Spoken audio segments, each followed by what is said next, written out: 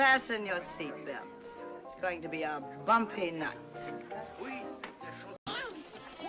But tell me, Eddie, is that a rabbit in your pocket or you're just happy to see me? Hello, everyone. Welcome. We are back for our monthly top 10 films. And for those who are new to these streams, it's like the films themselves are not necessarily objectively good. There's at least one on my list. Yeah, I'd say one that I will admit, is not objectively good, but I love it. So that's like the whole point of these top 10 lists is to talk about our own personal subjective top 10 films from 1995. So like you said, it's all subjective. It's kind of like opinions. Opinions are like assholes. Everyone has one, and these are our opinions about these films. So you might agree, you might disagree. In the end, basically, that's what nerdom is all about. That's what talking pop culture is all about. We don't all have to fucking agree on everything. That's the beauty of it, or that was the beauty of it until a certain crowd decided to try to take over elements of our pop culture. But anyway, before I say hello to everyone in the chat, my co-host Steve Kenobi, let everybody know where they can find you if you want them to find you, and all that fun stuff. Yeah, I will. They won't find me until I'm right behind them. Yeah, pretty much. That's how it works. Yeah, but no, I'm here once, sometimes twice per month. Sometimes on Teresa's channel. It's pretty much it. Kind of 95% retired YouTube panelist. I guess. I don't know. Whatever. I guess, yeah. He's retired. Yeah. I used to be on so many streams, it was nuts. So I don't think I was on as many as you, but yeah, it was nuts.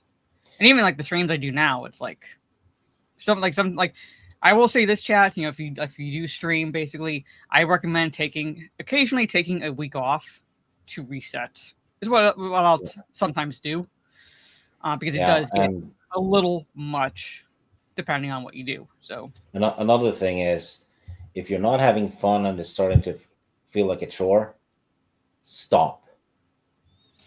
Or if it's like mentally draining, because we used to do a stream called The Cringe Factory, and I would talk basically cringe topics, and then not long after that, like I had Talk Nerdy to Us, which I do with My Nerdy Home. We're talking more cringe. So that stream was basically put on indefinite hold just because it was mentally draining for me. So basically we added the top 10 streams, the worldwide weird streams, and the ones and twos and singles I do with Orange Hats. So yeah.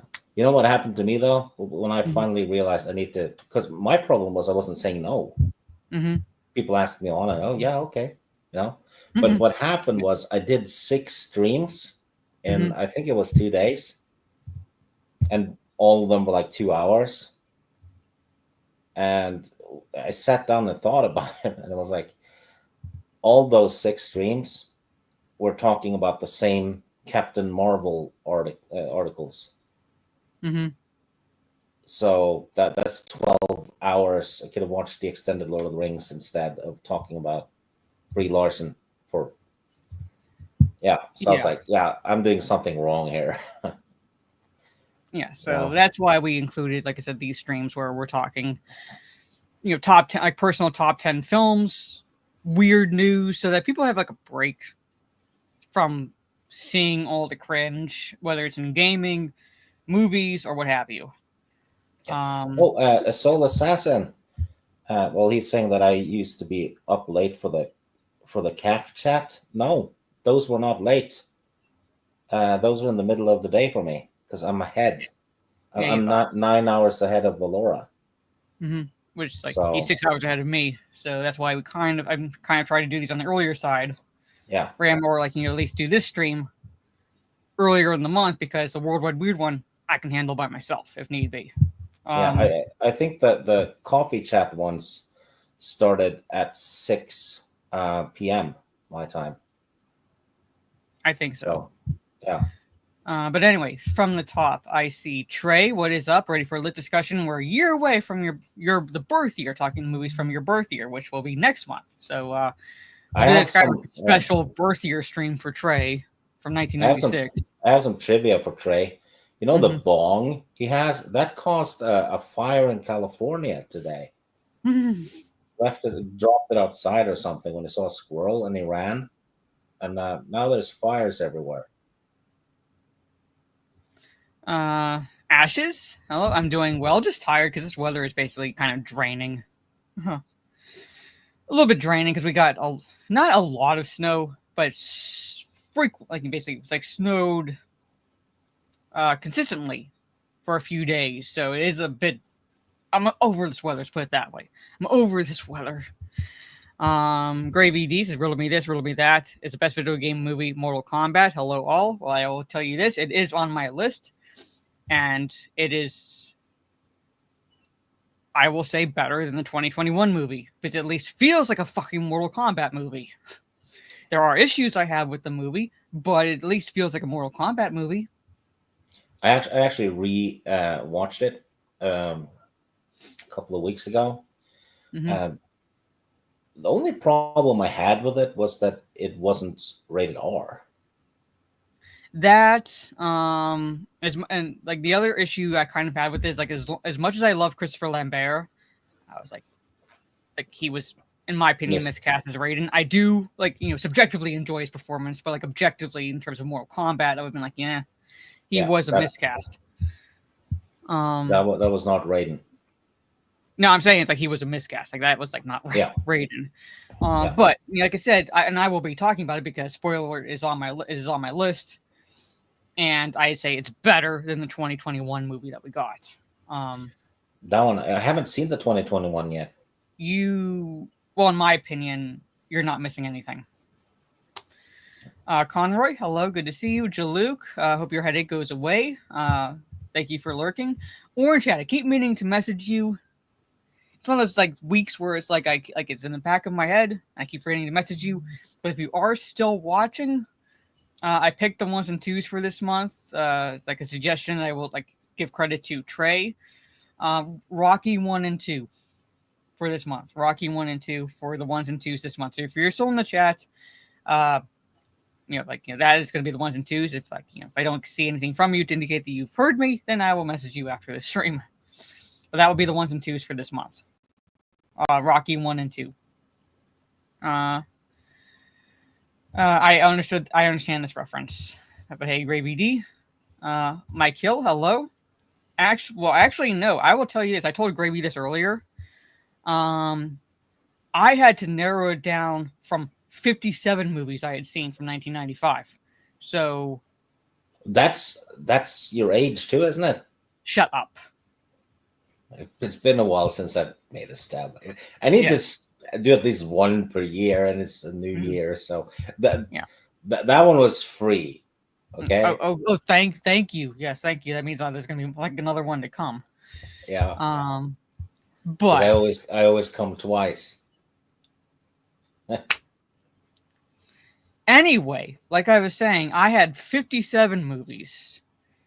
Don't you not encourage him, Gigawatt? I had 57 movies that I had to narrow down to 10. So nearly 60 films that I had seen from 1995. I was actually kind of shocked that I had seen that many, but there it is.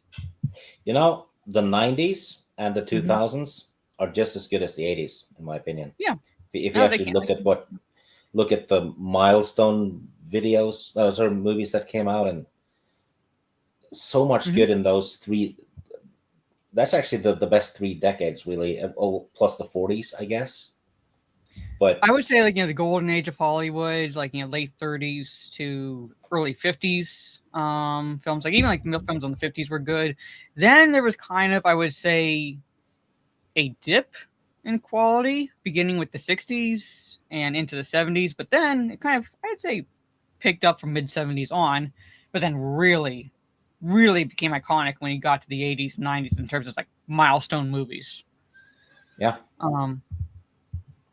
But anyway, hello, Jono. I was just watching him play Path of Exile 2, and I I don't know if you've played the first game at all or anything like Stieg, but I'm playing Path of Exile 2 as well, and it reminds me quite a bit of like the original Diablo and Diablo 2 games.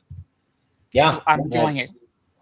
It's the same type. Actually, it looked more like Diablo 3 to me, but that's the modern. In terms of graphics. looks, yes, but in terms of feel, Yeah. like I'm seeing most at least inspiration from like the first 3 Diablo games, like right there. Yeah. Oh, before we continue, can I tell a story? Let me just finish saying hello to everyone in the chat. So make sure you don't miss anyone. Soul Assassin, hello. I just don't want to miss anyone. But yeah, Gigawatt, do not give him any ideas. I see you in the chat. Wrestling. Yeah, I watch wrestling too. Hey, Gnomesky. Let's see. Make sure I don't miss anyone. If I miss anyone, I apologize. Hello, Metalon. First Mortal Kombat movie was more true to adaptation of the game than any recent made movies. Agreed. Like I said, it actually feels like a Mortal Kombat movie. Guy in his room, hello, good to see you. And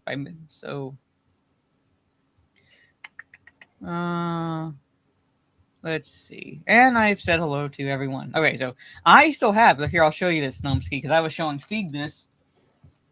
Diablo 1 is over there. I still have the packs. That one I have. I have 2, but I don't have 1. Yeah, and I told Steve, nah. Yeah, I offered to buy it. Yeah. Hello, James. Good to see you. Because I actually collect original boxes like that for older games, PC games. But anyway, your story. Yeah. This is there were guys at a pub, right? And one of them started bragging to the others that, I have sex with twins every night. And the other one said, nah. Well, yes, twins. I shag both of them every night. And I'm like, okay. And one of them asked, how do you tell them apart? And he looked at them and said, well, Lucy has a tattoo of a dragon on her left breast. And John has a dick.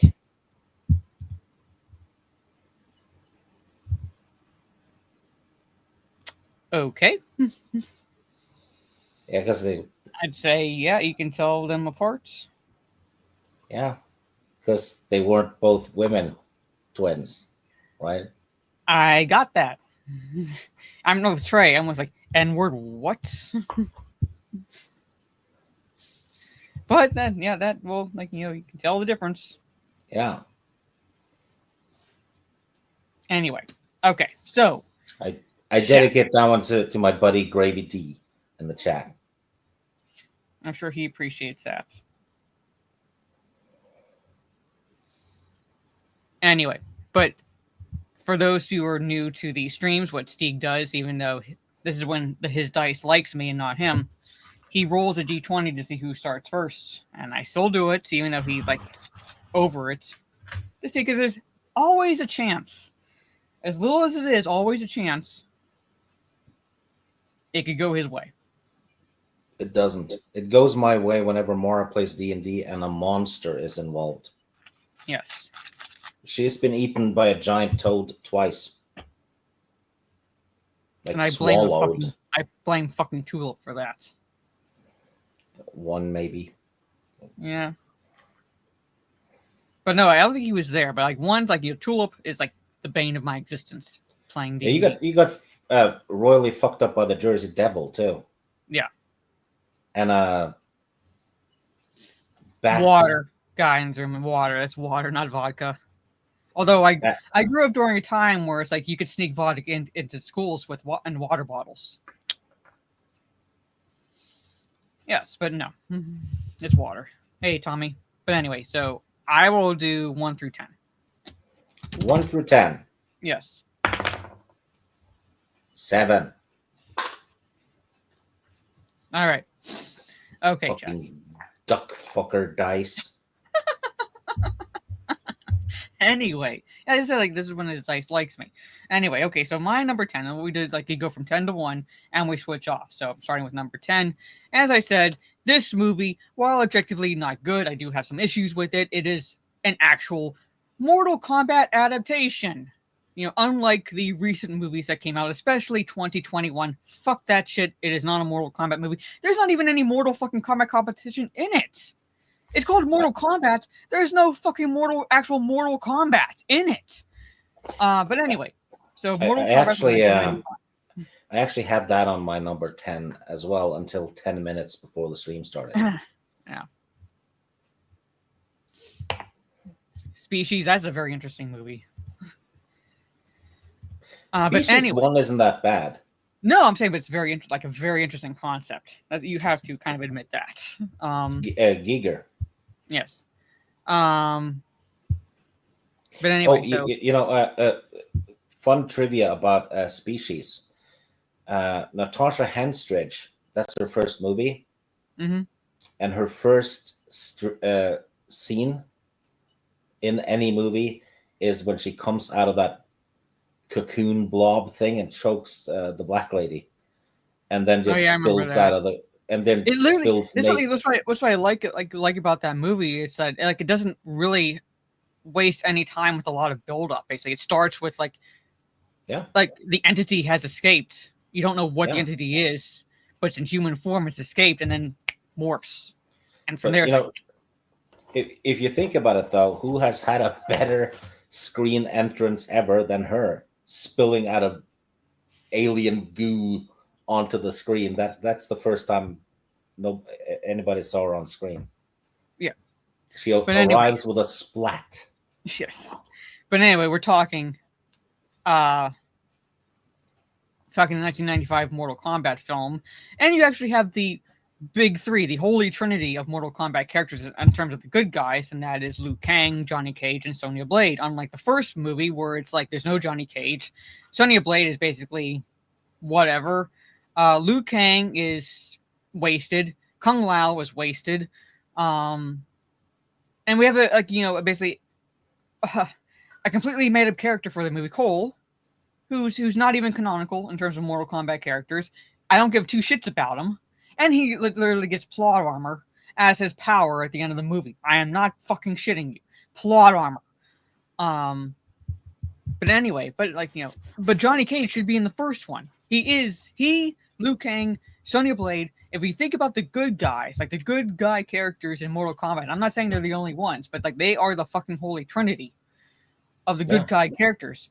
Same with Jax. He's right up there. He's not in the holy trinity, but he's right up there. And they had Jax in 1995. He wasn't exactly a major character in the 1995 movie, but he was in it, as well as Katana. Goro actually sounded intelligent in the 1995 movie. He wasn't exactly, not exactly ideally portrayed, but he at least sounded intelligent because his character is intelligent. They had him just do grunt noises in the 2021 movie. He actually looked good too. Yeah, I would say miscasting wise, I'd say as much as I subjectively enjoy Christopher Lambert as an actor, he was miscast as Raiden because, well, that's not Raiden. However, his fucking Raiden did a lot more fucking shit than the Raiden in the 2021 movie. The Raiden in the 2021 movie was just there. He was just fucking there. And you had Mileena, and you're gonna have Mileena with no katana. How is that even fucking possible? In the sequel to the 2021 movie, how is that even fucking possible? Because Mileena literally is katana,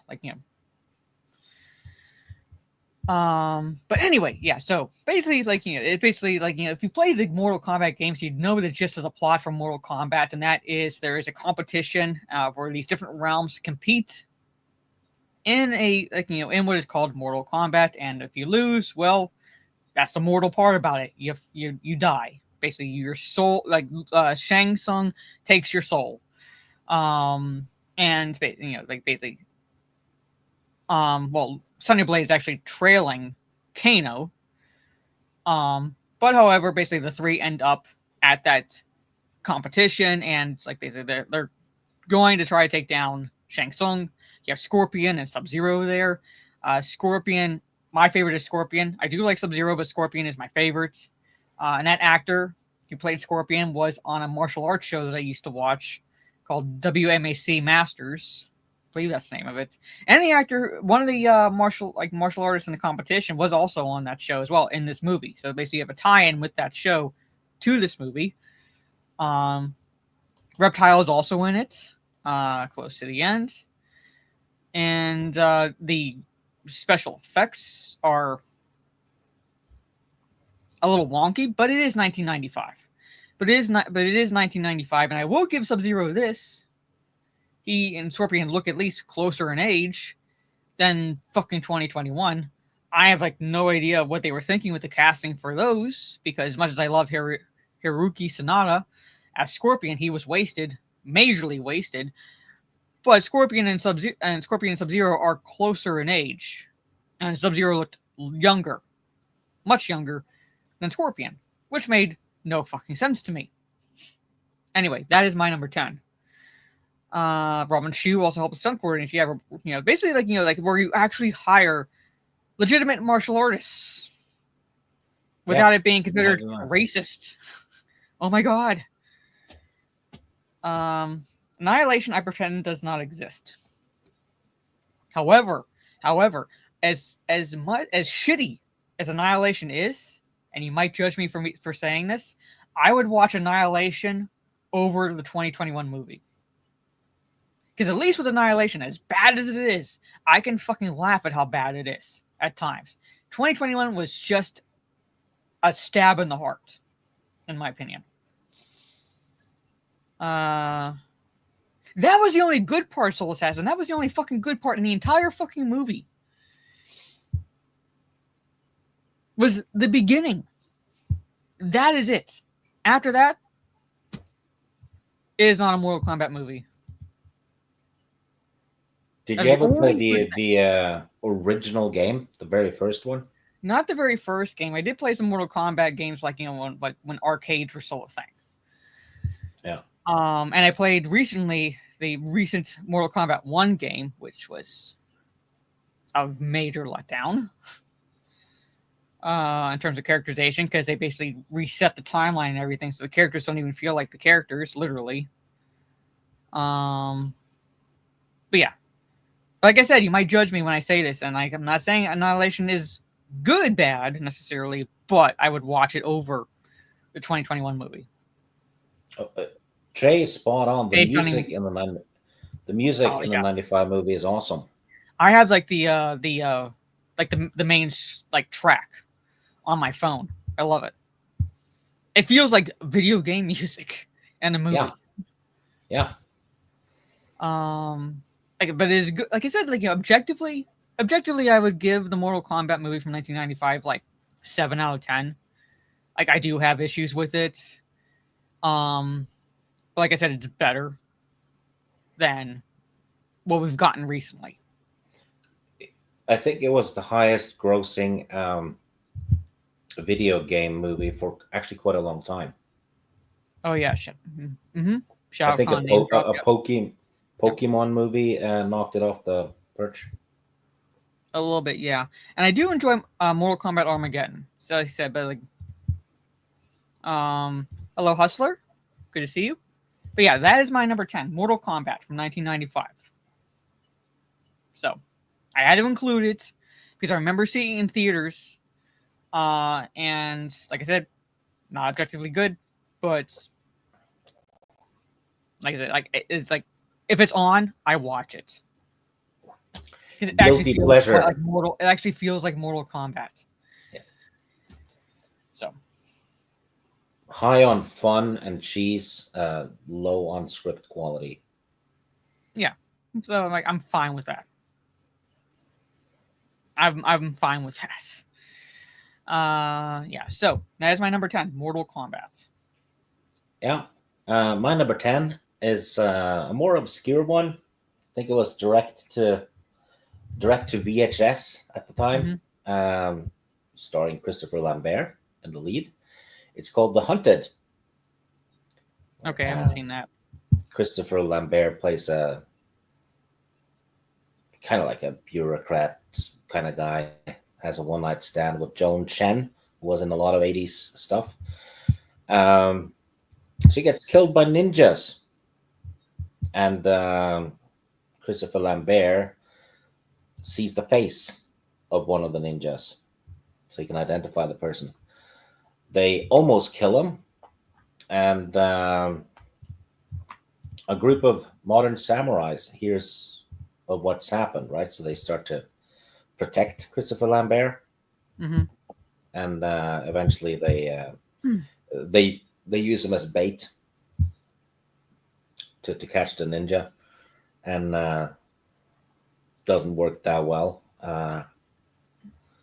Eventually, they take him to the Samurai Island, and he gets trained a little bit, but not enough. And there's a showdown.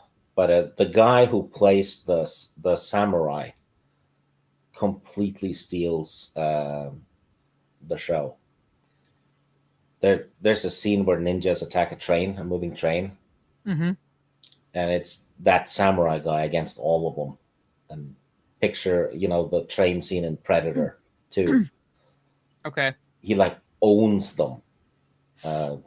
Christopher Lambert is okay in it. He does some sword fighting and stuff like that, but don't expect a masterpiece. It's just a fun popcorn flick, kind of ninjas versus samurais. But like I said, the samurai guy steals the show.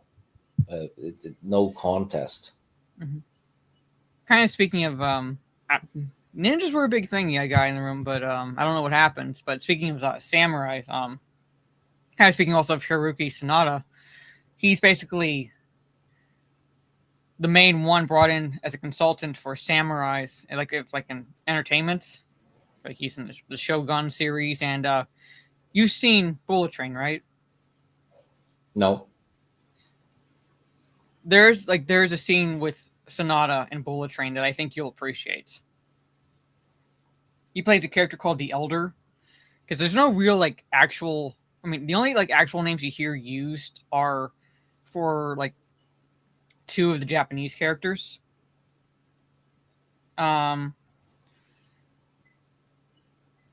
But so that's what he's known as, the Elder, and I very much enjoy the movie, and I think you might enjoy it too because it's about assassins on a train, and there's some goings on that's so why are they all there sort of situation. Yeah, it's on my list of stuff to watch. Mm-hmm. Oh yeah, that actor, saw him in a movie called Life. Oh yeah, I probably was in that. Yeah, he was in that. Yeah, underrated movie actually. Mm-hmm.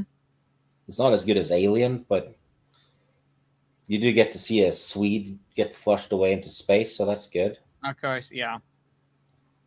I saw that movie when it was in theaters. I haven't seen it really since, but I do know which movie you're talking about because that's with Jake Gyllenhaal, right? And yeah, so Ryan Reynolds. Mm-hmm. Yeah, both our top 10s actually end up having Christopher Lambert in them, who's not the greatest actor in the world. He's more like one of those subjective enjoyments. Oh yeah, he's pretty much. To be honest, I think actually Arnold Schwarzenegger is a better actor than him. Yeah. So, but yeah, so those are our number 10s, and we're on number 9. So Steve would start this one. Yeah, complete switch from this one. A fairly big production of Othello with Kenneth Branagh and Lawrence Fishburne. That did not make my list, but I do know the movie, so yeah. I know the Shakespeare play as well. So yeah, it's basically a story about jealousy, isn't it? Well, jealousy, manipulation, so forth. Yeah. Yeah. Kenneth Branagh plays Iago, who hates Othello, who is a Moor, because Othello is getting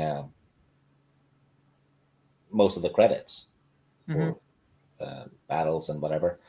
And he starts to manipulate the guy and making him think his girlfriend is having an affair. And eventually it ends badly because it works. And this movie showcases Othello's decline quite well. Lawrence Fishburne is excellent as Othello. But, you could argue with Othello that is Iago even a character, or is he just the doubt that people have in their minds? Well, that's the beauty of Shakespeare, basically, where it's like he can weave in elements of people's personalities into characters. So it's like. So Iago is almost a Batman villain in a way. Mm-hmm. Because it's could be that he's basically a personality trait, right? But good movie, not a 10 out of 10. I wouldn't say that. Like a strong 7 or an 8 maybe. But I watched it a lot, so I simply had to put it on my list. You know. Hey, Master of the TDS, good to see you. Talking our subjective 1995 films. So I talked about Mortal Kombat and for my number 10, and Sieg talked to Hunted, which is Samurai versus Ninjas. So yeah, and then I did Othello, which is classic Shakespeare. So we're all over the place. We're all over the place, and my next one will be a deviation from Mortal Kombat as well. Not as much as Shakespeare, but there's not too much I can talk about Othello, though. It's without spoiling, but if you haven't read the play, you would be spoiling what happens. But it's worth a watch if you want to watch a. Well, I guess it's a drama, almost crime drama. Well, it's Shakespeare's plays are generally broken into 4 categories. There's history, comedy, tragedy, and what else? Shit. It would be a tragedy. It would be part of his, I believe, part of his tragedies. Yeah. I'm blanking on what the 4th category is, but basically, it's broken. Basically, that's how it's so. People would think of Romeo and Juliet as a romance. I'm like, no, that's a tragedy. Yeah. But that's how they're broken in down. Yeah. Because my favorites are the tragedies, like Hamlet, Macbeth, and Othello. Would be in that category. But anyway, so my number 9. You know what? If you ever get a little pig, and you have it as a pet, you could call it Hamlet. There's no really such things as little pigs, but yeah. Well, I said comedies. There's comedies, tragedies, histories. I want to say there's a 4th, but I'm blanking. Yeah, I'm blanking too. There is 4. Yeah. No, romance is generally not one, unless I'm misremembering. No, there's the Shakespeare romances. Well, I mean, saying but I thought Yeah, anyway. Midsummer Night's Dream is a romance. It's also considered a comedy. Yeah. So I'm it's one of those where it's. But anyway, my number 9 is, like I said, a deviation from Mortal Kombat, in a way, because I go from talking a movie based on a video game to the start of the Pierce Brosnan James Bond movies. Shit, that's my number 2. Well, I won't talk about it a lot. We'll save it for when we get to number 2. But GoldenEye, which I think he is the last. Pierce Brosnan is the last decent Bond. Daniel Craig has not been good, but Pierce Brosnan was good as Bond, and this was the start of the Bond films with Pierce Brosnan, GoldenEye, and how can you forget Famke Janssen's character's name, Xenia Onatopp, and how she kills men? How can you forget that? This movie was actually written for Timothy Dalton specifically, but he backed up. Yeah. So Xenia. So how can you that name just sticks out, literally. But anyway, we'll go into more details when we get to the number 2. But basically, if you've seen Bond films, you essentially know the gist of basically the plot. Bond is called in because he has to stop some big criminal mastermind who, I don't want to spoil anything if you haven't seen it, but who he knows, and stop basically a world, not like world-ending event, but a major cataclysmic event that the criminal mastermind is trying to implement. Essentially, every Bond film. I'm not trying to distill them down to like that simplified plot, but that's pretty much what it is. Yeah. As much as I love the Bond films, I love Sean Connery. I even enjoy Roger Moore, even though I prefer Sean Connery. Timothy Dalton was good as James Bond. Pierce Brosnan was good as James Bond. Hell, even George Lazenby was good as James Bond, but he got screwed over by the studios and the system itself. Basically, he could have been a good James Bond if like he had been able to do another movie, but never happened. Dalton technically is the best because he did it exactly as the books. So that is the most accurate Bond on screen, even though the best on screen is probably Connery, right? I'd say best. I'd say I give it to Connery, in terms of overall. But like the only one that's really been like, I would say, not the best is Craig. Yeah, with Roger Moore, they got very cartoony. I don't know. The thing that even Roger Moore, like his early ones, like I was like, okay, he's a decent Bond. Craig is like I don't know what they were thinking with his movies. Oh, Daniel Craig is Jason Bourne. Yeah, it's like it doesn't feel like Bond. Yeah.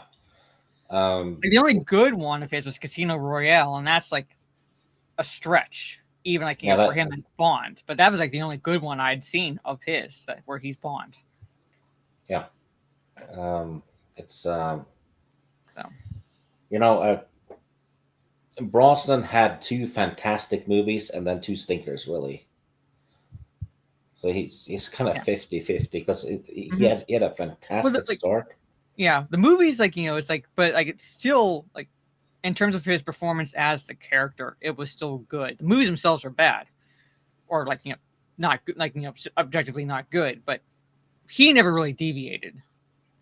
I saw an interview with him actually about Bond a couple of weeks ago, where he said he was never comfortable with Bond and he felt he never nailed it. But he's better than Craig, so yeah. But what happened, though, was when he had done his fourth movie, there was a bit of a break for a few years. And he basically found out on TV that he had been replaced. They basically ghosted him. He had asked if there would be more Bond movies and stuff, never got a reply. So he found out that Daniel Craig had been cast. So that's low. Yeah, I mean, at least tell him that we're going to go with someone else. He would have been fine with that because he was getting older and all that. But I mean, come on. That's like learning that you've been fired on social media. Yeah. Who's number one is Batman Forever. Batman Forever didn't even make my list. Yeah. But yeah. Hey, Ms. Martin Music, good to see you. That's where Tommy Lee Jones played the Joker. He played Jack Nicholson's Joker as Two-Face. Yeah, because he was trying to outdo Jim Carrey, basically outdo Jim Carrey in antics, and I'm like, that's not Two-Face. That's not Two-Face. Stop it. Waterworld did not make my list, but I did see Waterworld, and Waterworld's underrated. So. I did see it, but like I said, I had to narrow my list down from 57 to 10. The reason Waterworld flopped was because they filmed it on the ocean. The costs got sky high due to bad weather and stuff. So it didn't do tremendously well at the box office, but it was mostly the cost that I actually like Waterworld. I think it's awesome. But I'm not going to say it's a great movie. It's just subjectively entertaining. But it's like I said, I had to keep some movies off my list, and that was one of them.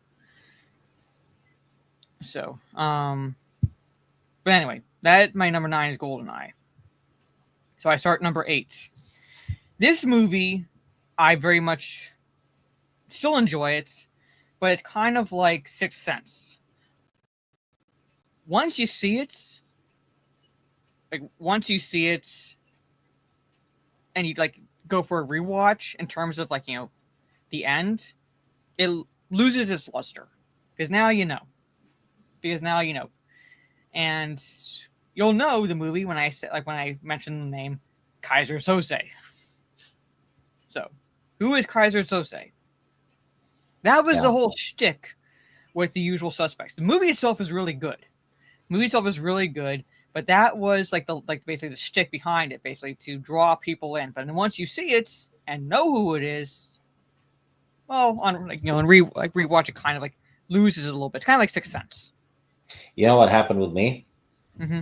I got it spoiled. So I didn't get it spoiled, but I did call it. I did call it. So I've never seen it simply because it got spoiled.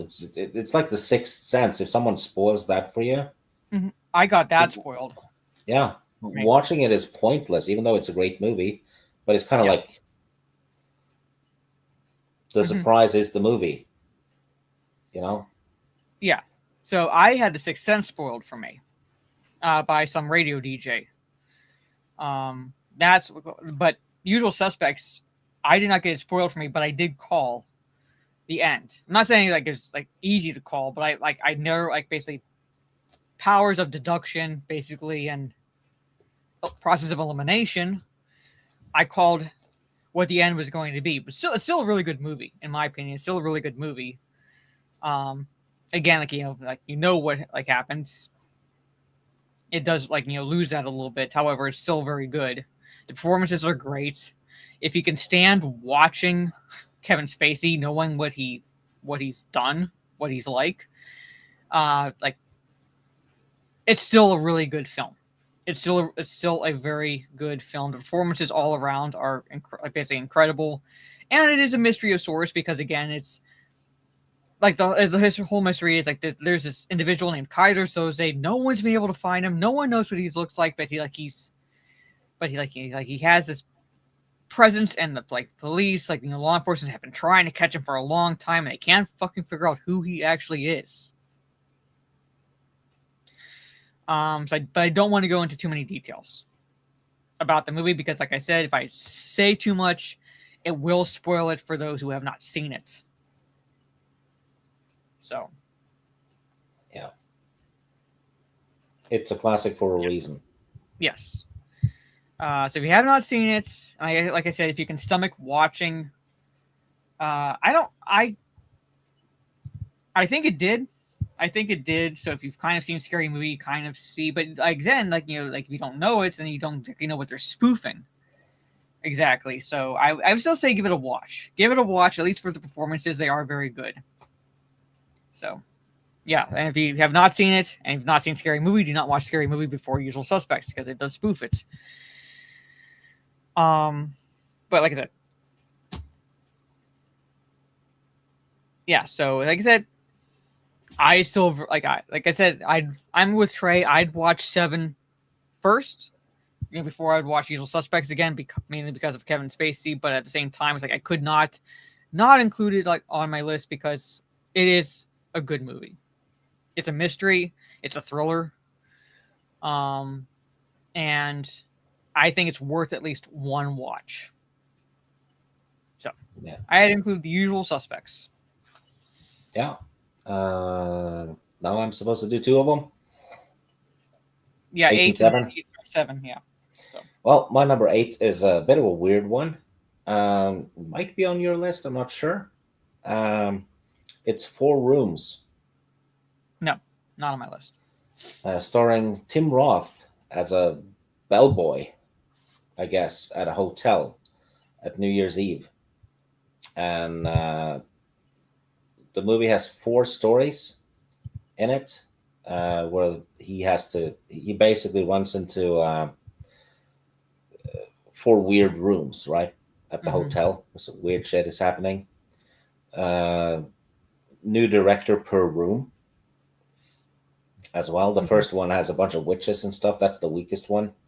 It's got Madonna and whatever in it. It's just kind of like a vignette, like different stories. Yeah, like kind of. Okay. Yeah. So, and then later in the evening, he runs into a weird drunk guy. That's a story. The best one is the third one, where he's told to babysit Antonio Banderas' kids. Okay. And make sure they don't misbehave. Yeah, Turns out there's a dead hooker in the bed. Like inside the bed. They start smelling some weird smell. And that's where Tim Roth's puke gif comes from. Mm-hmm. They basically open up the mattress, and then there's a stone dead hooker who's been dead for a while too. And he just imagine someone puking while screaming "fuck, fuck, fuck," like during the puking. That's Tim Roth.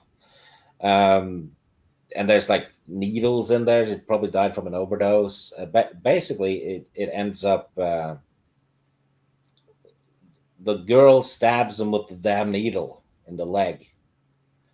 And as he yanks the needle out of his leg, holding the dead hooker's leg as well, and screaming in pain, Banderas walks in. Right? Fucks up the whole thing because he was told to make sure everything went well. Doesn't look good.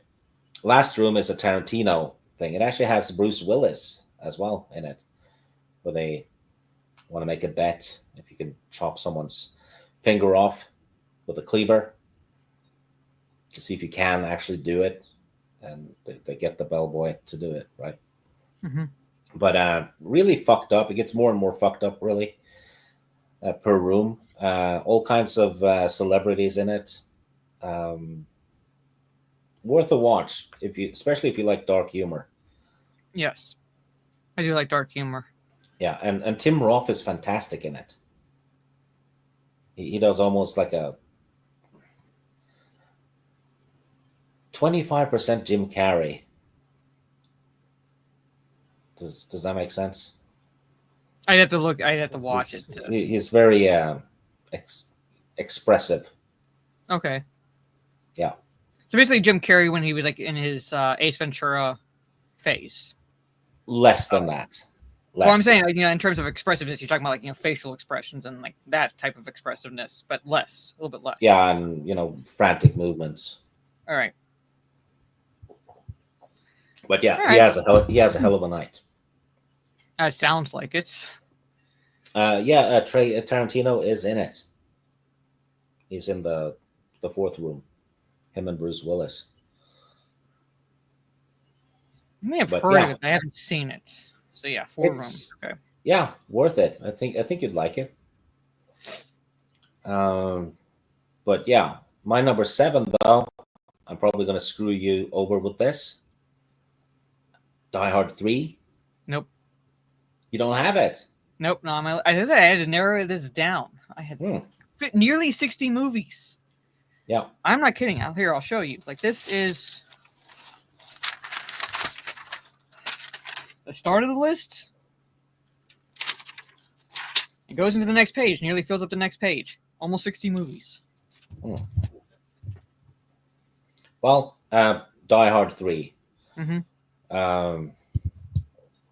Someone's fucking with John McClane, getting him to do Simon Says stuff all over town. There's bombs and stuff. Abomination. My handwriting's legible. It's not chicken scratch. Yeah, it's better than mine. Which says nothing. Anyway, John McClane is in trouble. He teams up with Samuel Jackson. See, mine's legible. Oh, yeah.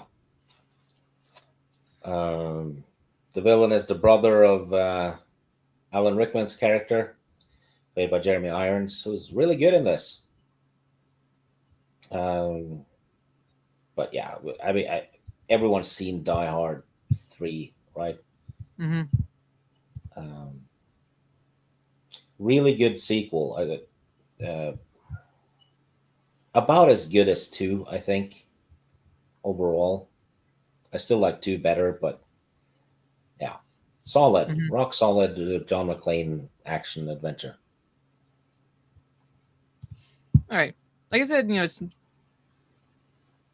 not because like some movies I don't like. I will include on my list not because I don't like them or anything, but because I have to narrow it down to 10, and some like movies like say on my list are nostalgia. So if I have like element of nostalgia there, which I do not necessarily have for Die Hard 3. Sorry, Die Hard 3 did not end up on my list. Hello, Harry. Good to see you. Yeah, but I'm going to say, so you might judge my next one because it's a kid's film, but again, I think it's underrated animated film. Anyway, but my number 7 is, well, like my number 6 is an animated film. My number 7 is Houston, We Have a Problem. So, starring Tom Hanks, Bill Paxton, Kevin Bacon, and that is Apollo 13. So, again, do not get your history necessarily from Hollywood, but the movie itself is very good, and it's a dramatization of the Apollo 13 mission that goes horribly wrong.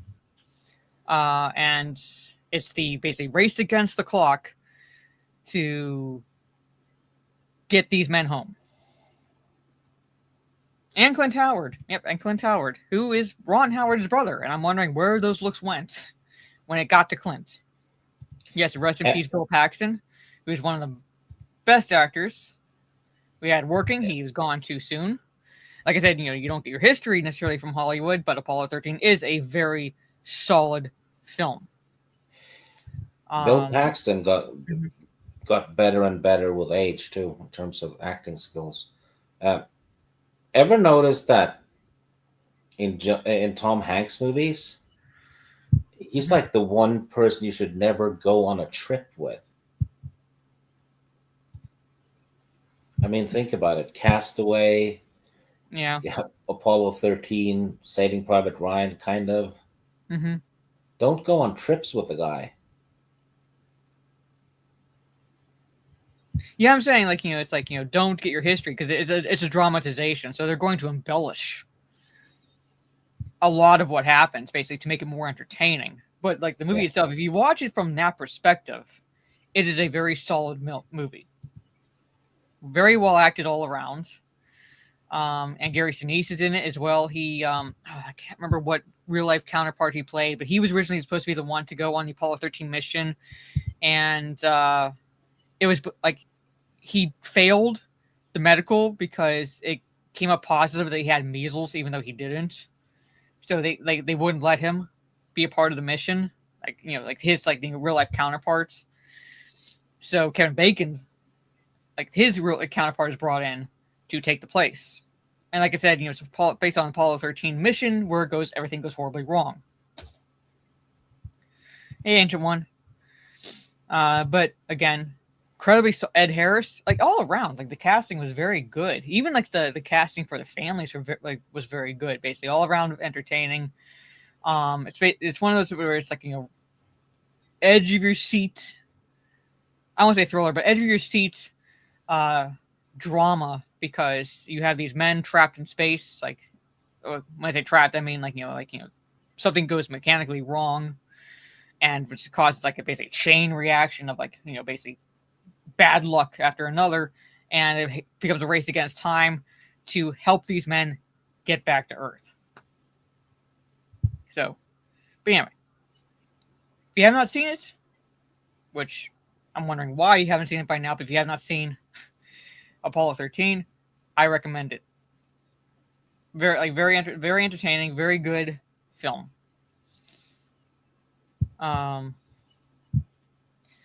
When did he do Mission to Mars? That was late 90s, right? Because Gary Sinise did another space movie, and that was Mission to Mars, which I also enjoyed. I can't remember what year that came out. Anyway, that is my number 7, Apollo 13. Okay, my number 6 is an animated film. I think an underrated animated film. But, sorry.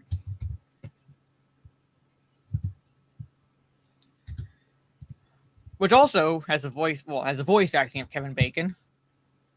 2000. Okay, I couldn't remember exactly when.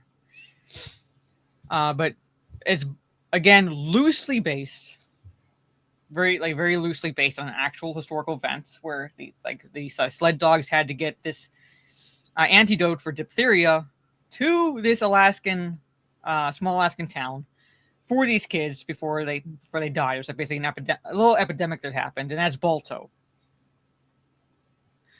Kevin Bacon voices the titular character, Balto.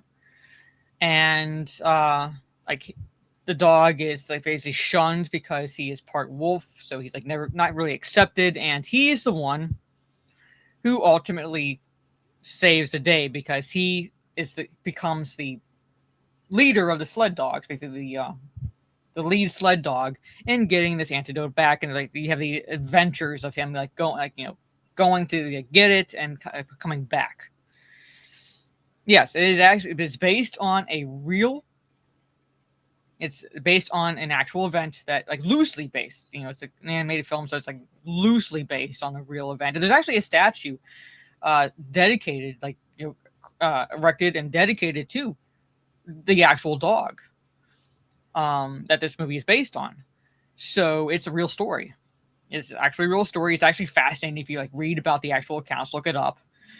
But the movie itself, the animated film itself, that's what I said. Unfortunately, not a lot of people know it exists. Like, it's an underrated animated film. If you have not seen it, I do recommend watching it. And like it is, like I said, it's primarily geared towards kids in terms of like comedy and things like that. However, there are again, it's film like made at a time where it's like it doesn't dumb it down for kids. It does actually show basically potentially scary situations that are happening. So it like doesn't shy away from showing any of that, even though it's a kids film. It has serious moments in it. So it doesn't it basically treats itself where it's like adults and kids can watch it, and it doesn't dumb anything down or anything like that. So yeah. Balto. Balto. If you have not watched it, at least watch the first one. I haven't really watched the sequels. I know there's a couple sequels, but at least watch the first one. That's the one that's loosely based on the historical events. The actual historical events. But if you have not seen it, I recommend it from 1995. It's voice acting of Kevin Bacon, Phil Collins, Bob Hoskins. I mean, come on. You'll enjoy it. I think you'll enjoy it. Balto. Gravy. T-O. Bravo, Alpha, Lima, Tango, Oscar. Okay? I'll spell it again. Bravo, Alpha, Lima, Tango, Oscar. Yeah, I think there's a 2 and 3. There's at least a 2. But I think there's a third one as well. Anyway, just watch the first one. Watch Gravy D say Galto or something now. Yeah. But Balto. And like I said, it does show at the end of the movie. I remember it does show the statue that was created and erected in dedication to this dog. So it's still around. It's still around. But yeah, Balto, recommend it. Yeah, that is my number 6, and your number 6. Now starts you do your number 6 and number 5. Yeah, my number 6 is another one with Antonio Banderas. It's an action movie called Desperado, which I think was Robert Rodriguez's first Hollywood movie. Mm-hmm. This is a sequel to Mariachi. Banderas plays the mariachi, which is a guitar player. He has had his hand crushed by the villain at some point before the movie, and he wants to take revenge. Story takes place in a small town, kind of. Guess it's a small town. Lots of shootouts happened, and lots of fucked up shit with a lot of really good actors. Salma Hayek is in it. I think that was the one who put her on the map, Desperado, because she didn't do From Dusk Till Dawn until a year later. Yeah. It's got Danny Trejo in it. Tarantino's in it. Yeah. It's a fun action movie, over the top action, actually. Antonio Banderas is fantastic in it. And he sings and plays the guitar in it as well. I can sing. If you Yeah, haven't I'll give seen you it, yeah. If you haven't seen it, watch it. I mean, this is I guess, essential '90s action. Would you say that? I don't know if I'd say it's essential, but at least it's worth a watch. Yeah, It's like less worth at least one essential, watch. less essential than From Dusk Till Dawn, maybe. Mm-hmm. But yeah, awesome rewatchability, fun action, lots of fun kills. So yeah, Desperado. Mm-hmm. And you start number 5. Number 5 is a movie a lot of people skipped, and it was a costly affair too because it was filmed at sea a lot. It's a pirate movie, Cutthroat Island. I love this movie. I know some of the action scenes look poor. You can see the rope work sometimes. It stars Gina Davis and Matthew Modine. The villain is played by Frank Langella, who steals the show completely. He is superb as an evil pirate. He probably does a 10 out of 10, maybe. I don't know. He looks intimidating as hell. But basically, Gina Davis's dad, plus her uncle, plus another one, they had a treasure map, which got split in 3. And her evil uncle, Frank Langella, is out to get the other pieces and get the treasure. And Gina Davis happens to get the 3rd part of the map, which is tattooed to her father's skull. So when he dies, she scalps him. And that's a piece of the map. Pretty gritty. Directed by Rennie Harlan, who did Cliffhanger and The Long Kiss Goodnight. So, pirate action. Fantastic soundtrack. The soundtrack's a 10 out of 10. Mm-hmm. And it has the best ship explosion I've ever seen on screen in it. So, All right. yeah, I actually think you'd like it. If you like adventure movies and stuff like that. Mm-hmm. It's got some swashbuckling and one-liners, what have you. Okay. Mm-hmm. But it flopped. It flopped hard. Yeah. This movie unfairly ended Gina Davis's career. Well, it didn't help. No, it probably didn't help. Yeah. But I don't think it ended it necessarily, but it did not help. She had The Long Kiss Goodnight the year after, though. Yeah, I'm saying it's like it didn't exactly help her career. Like I said, I wouldn't say it ended it, but it didn't exactly help her career. Yeah, and basically, the reason it flopped wasn't her fault. It was people weren't ready for pirate movies at the time.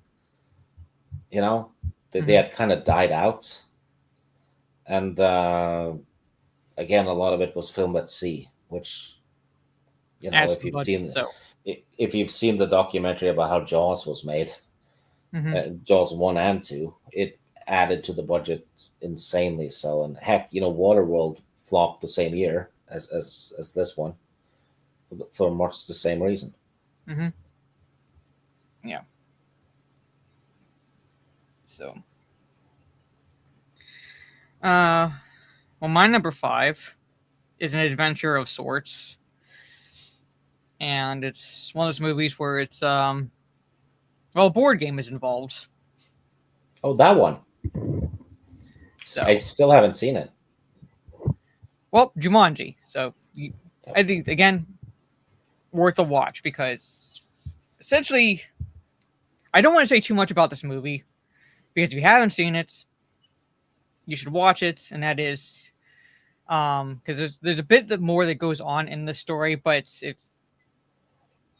well, I mean, he is overseas, so to be fair, well, that doesn't matter. We had access to the same movies as you do.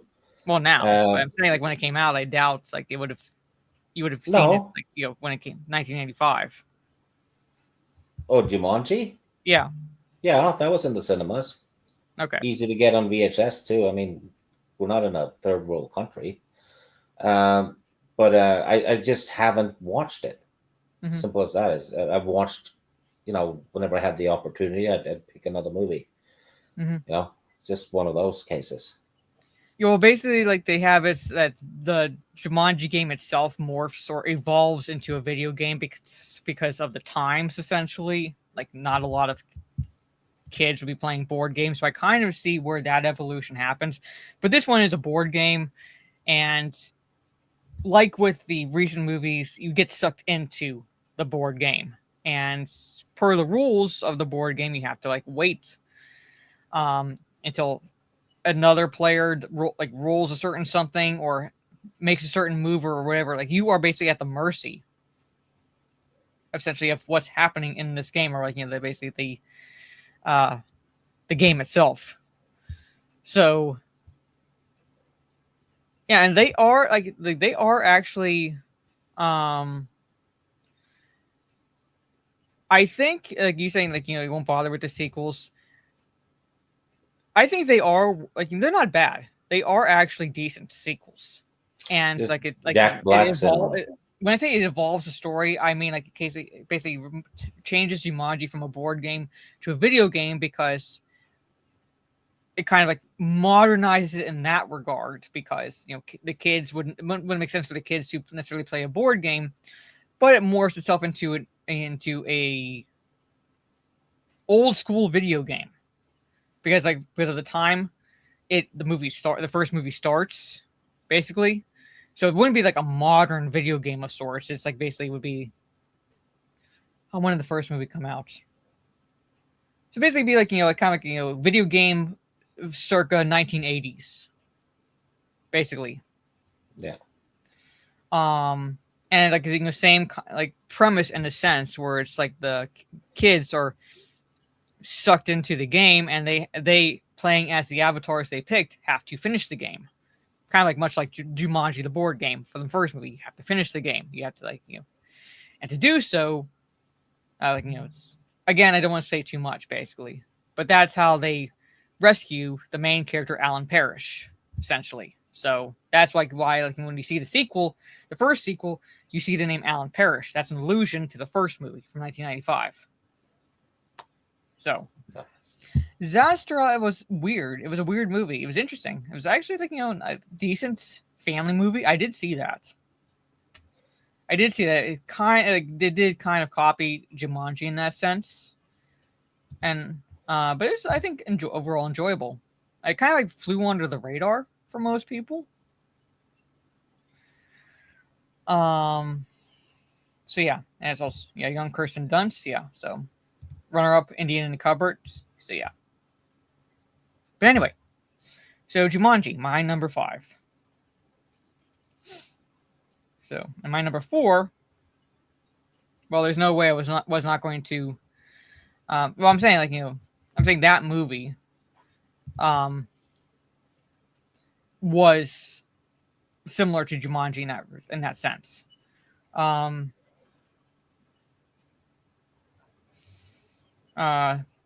Could not include this movie. It's one of Pixar's, I think it's like Pixar's actually first film, if not their first film, and one of like their really early films, and has Toy Story. Hello, Hound. And sorry, I'm like reading the chat and kind of like got sidelined. Basically, it's the premise is, when you're out of the room, do the toys come alive or not? And the answer is that the toys come alive, basically. So whenever Andy, the main character's out of the room, the toys come alive, and basically the overall premise is, Andy's family is moving, and it's like that's the overall like premise. And on top of that, it's Andy's birthday, and like the mom has the party before they move, so that way Andy's able to invite all his friends, and Andy gets a new toy. Up to that point, Andy's favorite toy was Woody, a cowboy doll. Okay, was Toy Story. And Andy gets a new doll. Okay, Woody is voiced by Tom Hanks, and the new doll is a space ranger voiced by Tim Allen, like a newer toy that kind of takes the place, in a sense, of Woody for Andy, basically, basically in terms of his favorites. Observation. I bet you the mom had a Woody toy too that got replaced by a Buzz. Yeah. I think the Woody toy had a Buzz. Anyway. But yeah. So it's so basically there's that jealousy, that rivalry, kind of that jealousy that happens with Woody to Buzz. Things happen. If you have not seen it, I don't exactly go into details. But certain events transpire where Woody and Buzz are separated from Andy and have to make their way back home, and they end up being taken by the bully next door, Sid, and that's where most of the adventure happens. You have Rex, the Transforce Rex doll, Mr. Potato Head, Slinky, that dog is voiced by Jim Varney. Ham, the piggy bank, voiced by what's that actor's name? He's played on Cheers. He was a mailman. Yeah, Ratzenberger. Yeah, John Ratzenberger. Basically, the Toy Story has basically the voice talents all around, especially for the toys, and it's again the first Pixar movie, and it's basically short of what Pixar is now. It was kind of basically uphill from there in terms of quality, and then recently took a dip.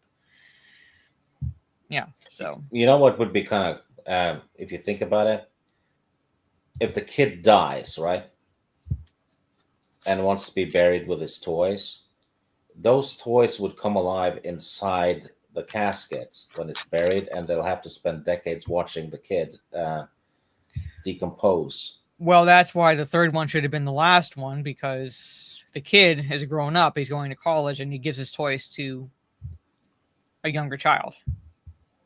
Or what if one of the toys actually dies and the kid comes home and plays with a dead toy? Where the fuck is your mind going? Seriously. Then the living toys will have to watch the kid play with the corpse of their dead friend. It's a toy. They don't exactly die. Well, they can't. What if? No, they that would be fucked up, though. They kind of can't. They're toys. They're not living exactly. So they're not human. They don't require oxygen or anything like that. They can't bleed. They can't exactly die. No, what if something happens to it so it's no longer alive like the rest of them? It can't happen. Literally, point out Gnomsky, the toys don't die. Sid tore his toys apart and they still were living. They can't die. And my idea is cooler. I'm donating your brain to science. Anyway, that is my number 4, Toy Story. So you're number 4, and then you start number 3. Yeah, my number 4 is I'm almost covering every genre in this. The Quick and the Dead, which is a Western with Sharon Stone in the lead. Look, an action movie with a female lead from before 2015. Imagine that. She's great in it too. Basically, it plays almost like Bloodsport. There's a quick draw shootout contest happening in a town, where you basically need to shoot your way to the final. It's got a great cast. Gene Hackman as the antagonist. DiCaprio was in it. Russell Crowe, Lance Henriksen, Keith David's in it. We just talked about this on the singles, so yeah. Sam Raimi's car disguised as a wagon. He finds a way to include his car in just about everything. Yeah. It's awesome. Quick draw contest, Western feel to it. Great characters, very rewatchable, and actually, this is probably one of Sharon Stone's better movies, to be honest, because she's kind of wonky as an actress. she's either good or, below par, right? But in this one, she's pretty good. She kind of channels Clint Eastwood a little bit in some scenes. But yeah, Quick and the Dead. All right. Number 3. Number 3, historical drama. I think it's on your list as well. Braveheart. It is not on my list. Really? It's not on my list. Nope. Oh, yeah. I watched this one when it came out. Not historically accurate whatsoever. Starring No, Mel Gibson as Scottish icon William Wallace, supported with all kinds of great actors. I think this was probably when Brendan Gleeson made his name. He started being in a lot of stuff after Braveheart. The battle scenes are fantastic, especially for 1995. I had never seen, battle scenes like that until Braveheart. All the decapitations and all that stuff. Mel Gibson's Scottish accent is dubious. It's very thick, and it sounds like an American or something trying to sound Scottish. And so it's a little bit like Kevin Costner in Robin Hood, isn't it, when he's trying to sound English? But this movie does not have a happy ending. But so it's more of a tragedy, really. But but they managed to put a lot of good humor in there. But everyone basically watch it as an entertaining film, not anything historically accurate, pretty much. Yeah, basically watch it as you would watch Gladiator. Pretty much. Yeah. But yeah, it won a bunch of Oscars and everyone's seen it, so it's not really. Yeah. So it's iconic, but like I said, it's like there's movies that I had to put on my list over Braveheart. So yeah, it was probably the movie of the year. Well, yeah, I would say so. Definitely, at least in terms of in terms of how do I put this? Scope and so forth. It was the movie of the year. Scope, budgets, and awards. Yeah, I remember that when Oscars still relatively mattered. Yeah, when you actually earned them. Yeah. But yeah. My number 3. Or we're on number 3, right? Yeah, you did 4 last time, didn't you? And then I did 4 and 3. Okay, yeah. So you're gonna do 3 and 2. Yeah. I'm just making sure. My number 3 had a remake come out recently that was just as good, probably even better, I would say. It's like how to do a good remake, but I also had to include the original because it is entertaining, and that is Judge Dredd, where essentially it's Sylvester Stallone plays when they say a judge, I mean basically a combination. It's not a remake. So, well, I'm saying a reboot essentially, basically. Yeah, but in terms of it's how based to on the comic. Yeah, but in terms of how to do it well. Yeah. But Judge Dredd, where it's like he's not exactly a judge per se, as we know about judge. He's basically a police officer, a judge, jury, and executioner in one. So, begins with the 2080s, and the plot itself happens in the 2100 something, basically. So, still in the future for us. But he's framed, and he has to figure. Basically, he has to, in his own way, catch the one who actually did it. Like I said, it's a fun film to watch. Basically, that's the overall premise of the movie. Basically, there's,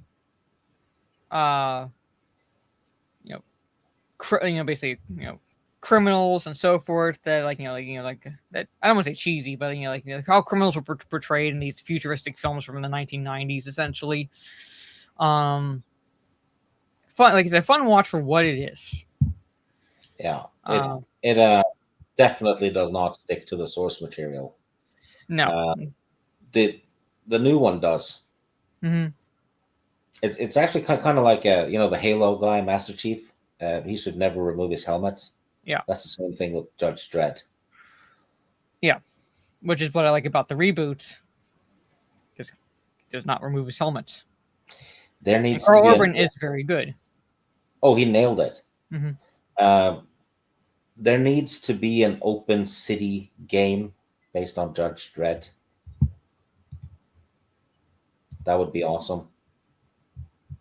I could see that. Kind of like how in the same vein as the RoboCop game that came out. Yeah. Which is like quality-wise not good, but it is relatively open world and is set between the first and second movies, I want to say. So it kind of like takes into account the events from the first movie and so forth. But like you are playing as RoboCop, so you kind of have to make decisions as if you were RoboCop. So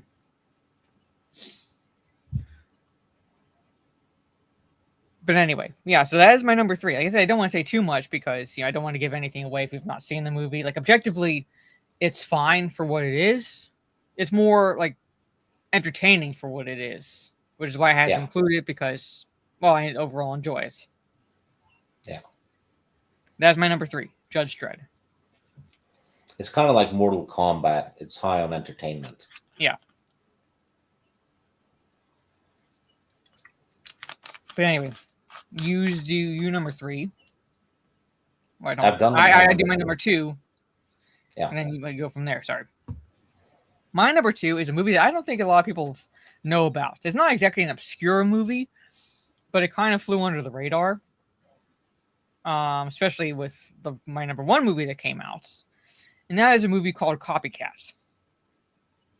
I had to include this on my list, and I included it high up because I've always been fascinated with psychology and true crime, serial killers. Like, basically found that basically all that fascinating. In this movie, it stars Sigourney Weaver, Holly Hunter, and like basically female leads where they're basically intelligent, strong female characters, but they're not perfect. They are not perfect. And Sigourney Weaver plays a I can't remember if she's a psychologist or a psychiatrist, basically, but she's an expert on serial killers. And the movie begins. I'm not going to, this is kind of like a spoiler-ish, but this is like the beginning of the movie. So I'm not going to spoil everything like that happens regardless, but she's attacked at the beginning of the movie. And as a result, she becomes kind of agoraphobic. So she like kind of like becomes almost like a recluse of sorts because like she's so traumatized by what happened. But she's called on by Holly Hunter and her partner. They're cops because this killer is going around copying the methods of famous serial killers. So like basically Jeffrey Dahmer, like famous serial killers. And they need her expertise because like she would understand the mind of this culprit better than they would. And so she is called on to help. And it's, I think, underrated. Like I said, it's basically like a time when like you had legitimate strong female characters who were not perfect. They make mistakes. I actually don't like this one. I like it. I had it on VHS back in the day, but I rewatched it again to see if because it'd been so long, and it fell flat for me actually. But I'm not saying it's a bad movie though. It's just a frequency thing. It just wasn't my cup of tea. But Sigourney Weaver almost died in this movie. Yeah. She got hanged for real. The safety harness. I very much enjoy it because, like I said, I love true crime, so I find it like whenever like the basically the copycat killer, and how he picked his victims and so forth, and how they figured out so he's emulating this killer, and how they were able to narrow it down and figure out the whodunit. But anyway, yeah. So I had number 2, the Copycat. It's the name of the movie. Copycat. With Sigourney Weaver and Holly Hunter. And as Trey pointed out, not every man is a piece of shit. Yeah, because Holly Hunter has a male partner, fellow cop, and he's actually a good guy. Yeah. So there it is. Like, not every man is a piece of shit in this movie. So, but yeah, it's called Copycat. Yeah, worth a watch. Like I said, I didn't like it, but there's nothing wrong with it. It's just that it's just not my cup of tea. It just didn't mesh with me, you know? Well, it is my cup of tea. I love that shit. Anyway, that's my number 2, Copycat. I love that shit too, but just not that one. Well, I'm supposed to do 2 and 1? Yes. Well, my number 2 is Goldeneye. We've already talked about that. Yep. One of my favorite, probably, it's on my top 3 Bond movie list. But yeah, I'm just going to skip Goldeneye because we've talked about it anyway. Yeah. But my number 1 is your number 1. Which is? It's a number. Yeah, it is. Yeah, it's 7. Yeah. Like, that had to be my number 1. I absolutely love the film. Getting over the fact that Kevin Spacey's in it, I absolutely love 7. Kevin Spacey is excellent in it, and so is Brad Pitt and Morgan Freeman. I know I'm saying, it's like some people can't watch Spacey's movies now, given what happens, like what came out about him. But getting over that fact, he is like phenomenal in it for like the short time he's in it. But yeah, Brad Pitt, Morgan Freeman, like spot on. Paltrow was great in it. I'll give her that. She was good.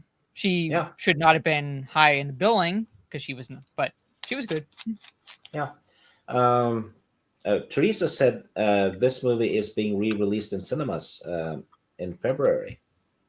Yeah, hopefully I'm able to see it. It's weird with the theaters that show it in showtime. So sometimes it's like only certain times you can see it, and I'm like, fuck. Yeah. Anyway, it's limited time basically that you can see it. Like, what's in the box? What's in the? I'm gonna let you talk about it though, since it's your number 1 as well. And since I'm a gentleman, so I'm handing it to you. Well, thank you. Well, basically, the 7 refers to the 7 deadly sins, and there's again a killer, and he's picking out victims he believes are the embodiment of a sin, like one of the 7 deadly sins. So you have pride, gluttony, lust, avarice, greed, sloth. What fucking else? What's the 7th one? Envy? No. Yeah, envy. No. Well, yeah, I think so. It has to be envy or along those lines, because that's what what a character says to another character. Like, I can't say it because I'll spoil it, basically. But it falls along those lines. That's sin, basically. And the movie itself is graphic, but it's graphic in the sense that the aftermath of the crimes. So you don't see the crimes actually happen. You see the aftermath of the crime. So basically, like, Morgan Freeman and Brad Pitt plays, like, he's this transfer to this that he's moved. So he's like transfer. He's a cop who's transferred like to this unit that Morgan Freeman's a part of. So he's partnered up with Morgan Freeman, and they're tasked with essentially nailing this guy, like, getting this killer off the streets because of not just the fact that he's committing murders, but the fact that he's like the extent that he's committing these murders. And like I said, it's inspired by the 7 deadly sins, which is hence why it's called 7. And again, it's a movie that I don't want to say too much about because there is not exactly a twist, but there's a reveal. But in a sense, there is a little bit of a twist at the end. So it's like, I don't want to say a lot. Yeah, it's a head turner. So it's again, I can't say a lot, and I think, like, in terms of performances I've seen from Brad Pitt, it's one of his best. I'm not saying it's like necessarily a great performance, but it's one of his better performances Kind of like his performance in 12 Monkeys, which did not come which is not included on my list, but I love his performance in that. And the movie itself holds up. Oh hell yes! Um, I actually rewatched it recently for this stream, just so I'd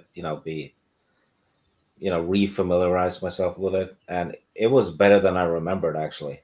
mm-hmm. So like I said, it's like it is graphic, but like I said, the graphicness is like basically the crime scene. So you don't really see any of the crimes happen. You see the aftermath, and it's not pretty. It's also very dark. Mm-hmm. Yes. Until the end. Mm-hmm. So maybe that has something to do with Revelation. Well, I think so, yeah, because really it's, again, we're all in the dark. Yeah. Until the end. And then, like I said, I don't want to reveal anything because there is kind of a little bit of a twist. A little bit. Yeah. And the guilty party actually had, from his point of view, a very good plan. Pretty much. So, but again, don't want to say, but 7 is my number 1. I also I've enjoyed his performance in Bullet Train, which I was just rewatching recently. Snatch, he's good in that one. Oh, I had to watch that movie with subtitles when I first saw it because I was like, "What the fuck is he saying?" Then the more I watched it, I could pick out what he was saying. But the first time I was like, "Is he speaking English? What the fuck is?" But his performance was really good. But I was like, he's playing a certain he's playing a type of character that has like a really distinct accent. Just how we say. You need to ask me if I want sugar in my tea. Do you want sugar in your tea? No, I'm sweet enough. Yes. Yeah, but Snatch is very good. I enjoy Bullet Train. I was just rewatching that recently, and I was just thinking while rewatching Bullet Train, it's like, to SJWs, I cannot say my favorite character is the Elder because I can only relate to characters that look like me. Yeah, and hell, my favorite movie growing up was Beverly Hills Cop. Yeah. Yeah, a black guy from Detroit. Yeah. Who's a cop. So, yeah. But anyway, yeah. Blonde kid in Norway loved him. So I did like Legends of the Fall. I did like him in Legends of the Fall. Fury. Have you seen that one? I did. I overall enjoyed it, but I wouldn't say put it in my top war films, but I did overall enjoy it. Yeah, I was pleasantly surprised by that one. Mm-hmm. But yeah, like I said, I don't want to say a lot, but 7. I overall enjoyed Inglourious Basterds because you have to watch it as a revenge fantasy. Oh yeah. It's like purely fucking revenge fantasy. That's it. Yeah, but it's really well made. Yes. I'm saying it's well made. I'm saying it's no real historical accuracy whatsoever. Basically, it's pure revenge fantasy, which makes it like that's how you watch the movie. But anyway, like I said, those are my films. So basically, since we didn't do this, for those who joined in late, my top 10 films from 10 to 1 are Mortal Kombat, GoldenEye, The Usual Suspects, Apollo 13, Balto, Jumanji, Toy Story, Judge Dredd, Copycat, and 7. Yeah. Mine was The Hunted, Othello, 4 Rooms, Die Hard 3, Desperado, Cutthroat Island, The Quick and the Dead, Braveheart, GoldenEye, and 7. So I had a crime thriller, I had a spy thriller, a historical thing, I had a Western, a pirate movie, a Latino action movie, a Die Hard action movie. I had a a vignette, a Shakespeare play, and a ninja movie. Yeah. The only thing I didn't have was a comedy. No, 4 Rooms counts as a comedy. Maybe a dark comedy. Yeah. But Tarantino is like, not exactly for everyone. I do enjoy some of his movies like Reservoir Dogs. Just because I like sometimes like the style he does his movies in. Not so much the movies themselves, but the style of them. And like I said, like, objectively, I would give Mortal Kombat a 7 out of 10, but it is much better than the 2021 movie we got recently, because Mortal Kombat from 1995 actually feels like an adaptation of the Mortal Kombat game, whereas the 2021 movie, I don't know what the fuck they were thinking. Yeah. So yeah.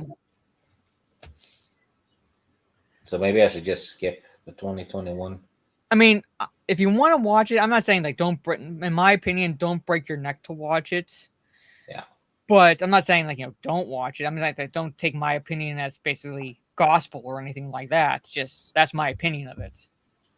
Yeah, it's been on my list of stuff to watch, but it's kind of,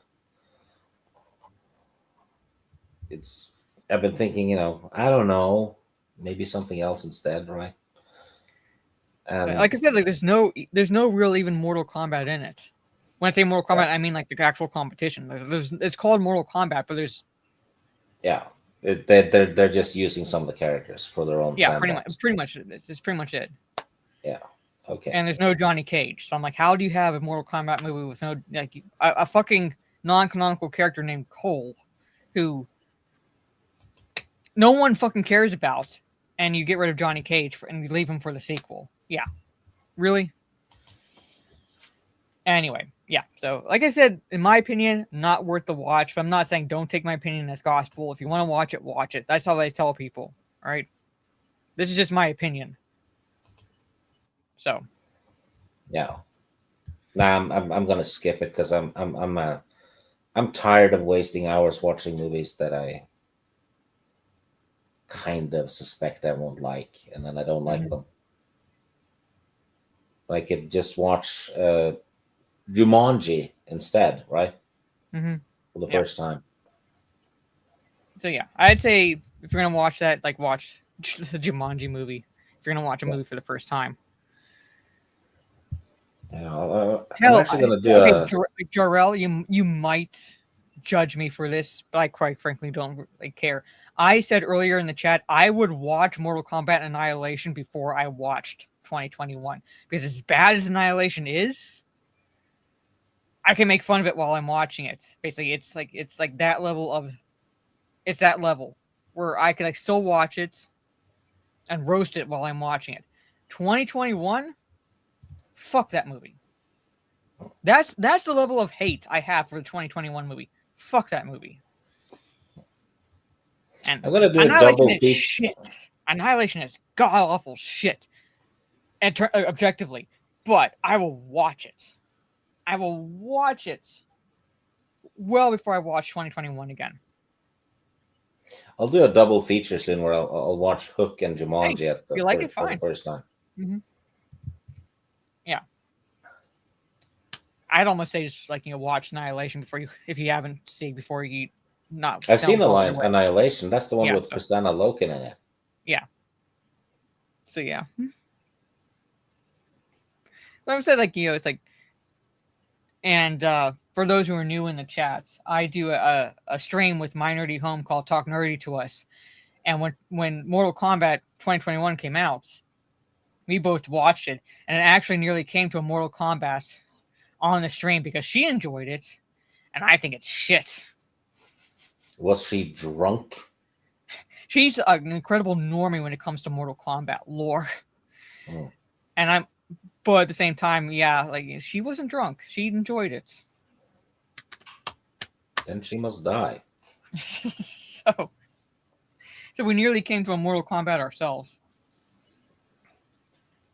But she's also the one that liked the most, like she enjoyed the most recent. I'm not trying to throw my bestie under the bus, but she enjoyed the most recent Expendables movie, which I hated. That one was shit. I know, and it broke it kind of stabbed me in the heart when she said that Barney Ross just flies the plane. I was like, what? No. Yeah, I was like, that's like Trey will remember that. Trey will remember that. My reaction was like, what the fuck? No. He doesn't just fly the plane. Like he's not just. I was like, what the fuck? I nearly had a heart attack when she said that. But anyway, yeah, those are our top 10 movies. Our personal top 10 movies from 1999 or from 1995. So yeah, the fourth one was Expendables movie was shit. If you're gonna watch the Expendables movies, stop at 3. If you watch the third one, get the director's cut. That's my recommendation. Yeah. So Antonio Banderas stole the show in 3. I liked him in 3. I said overall, I enjoyed the third one. Like, you need to watch the director's cuts because they made the theatrical cut PG-13, which is, I'm like, why? If they couldn't watch the first two, what makes you think they're going to watch the third one?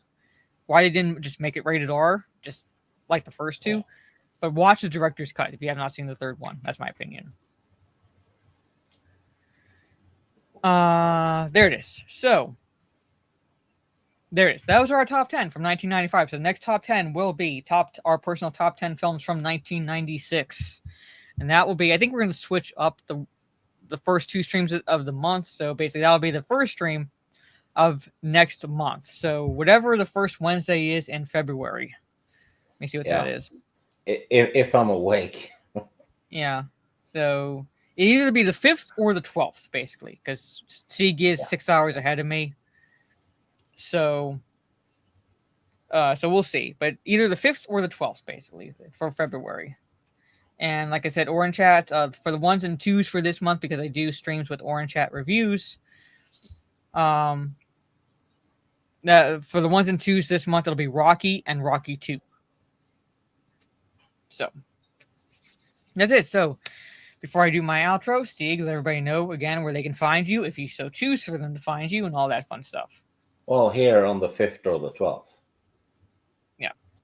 So, sorry. And as for me, ladies and gentlemen, no game. The earliest I would be doing a gaming stream will be Saturday, and that is if I feel up to it on Saturday. So no gaming streams for the remainder of this week, essentially. But I will be doing 2 reading streams at least tomorrow and Friday. I finished doing reading streams for The Hobbits, and I currently started Lord of the Rings, The Fellowship of the Ring. I've read chapter 1 and chapter 2, so tomorrow I will tackle chapter 3. And Friday, I think chapters 4 and 5 are on the short side, so I should be able to do 2 chapters Friday evening rather than just 1. And if I don't do a gaming stream, I might just do something offline. But again, it depends on how I feel because I will be gone for most of the day. So we'll see. And if no stream, then maybe also a watch party on my Discord, which I have a Discord. So if you're on Discord, I do watch parties there as well. And I recently did a watch party of Dirty Rotten Scoundrels because I was so tired. I didn't feel like doing any streams. So I was like, oh, let's do a watch party. Also, so I might just do a watch party again this coming Saturdays, again, depending on how I feel. So that is it, ladies and gentlemen. So next time I see you will be tomorrow on this channel, my YouTube channel, for reading at least chapter 3 of Fellowship of the Ring. So if I don't see you then, take care, everyone. Have a good rest of your day or evening, wherever you are in the world, and I will see you all next time. Peace.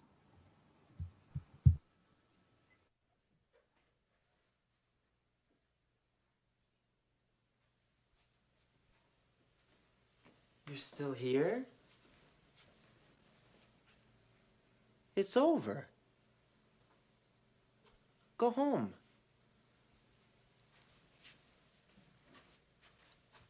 Go.